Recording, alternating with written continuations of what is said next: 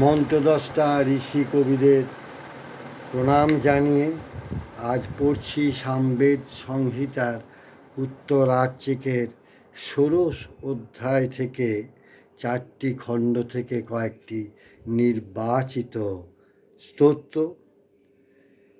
অনানত পারুচ্ছেবী হর্ষদ প্রাগাত সৃষ্টিগো কান্ন অতি ভৌম প্রমুখ মুনি ঋষিদের নাম সম্ভবত এই প্রথম উচ্চারণ করলাম।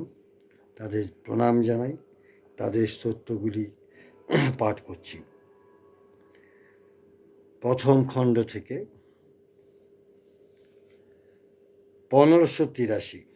যিনি বিশ্বধন বসু হোতা জনগণের আনন্দদায়ক, সেই অগ্নির উদ্দেশ্যে সব স্তুতি মন্ত্র মধুপূর্ণ পাত্রের মতো যাচ্ছে। পড়ছি দ্বিতীয় খণ্ড থেকে 1589।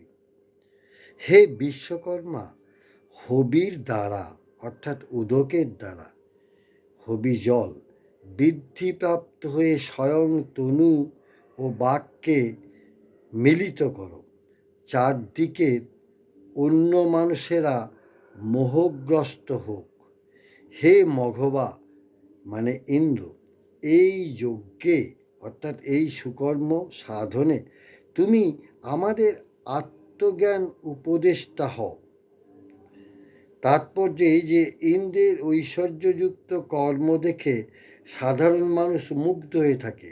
আমরা যেন মোহগ্রস্ত না হয়ে তত্ত্বজ্ঞান লাভ করি। তৃতীয় খণ্ড থেকে 1595তম স্তোত্রটি। যারা অমৃতের সন্তান, সেই বিশ্বদেবগণ আমাদের স্তোত্র শ্রবণ করুন। আমাদের আপনজন হন, সুখকর হন। পড়ছি চতুর্থ খণ্ড থেকে 1614তম স্তোত্রটি।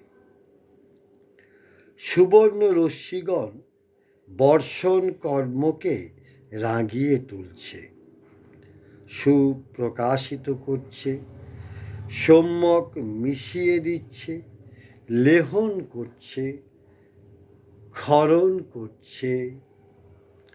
নদীর উচ্ছ্বাসে পতন উন্মুখ বাড়ি কণাকে অর্থাৎ জলরাশিকে সুবর্ণ রশ্মিগণ পশুর মতো ধরে নিয়ে গিয়ে জলে প্রবেশ করাচ্ছে।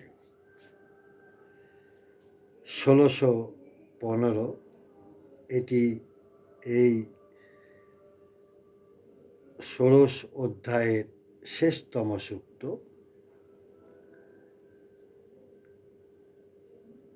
এই সোম রাজার মতো আগে আগে অতি বেগে চলেছেন।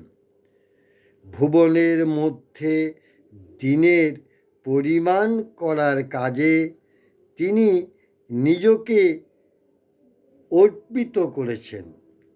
ঘৃত ক্ষরণকারী সুদর্শন হরি জলমধ্যে প্রবেশ করছেন।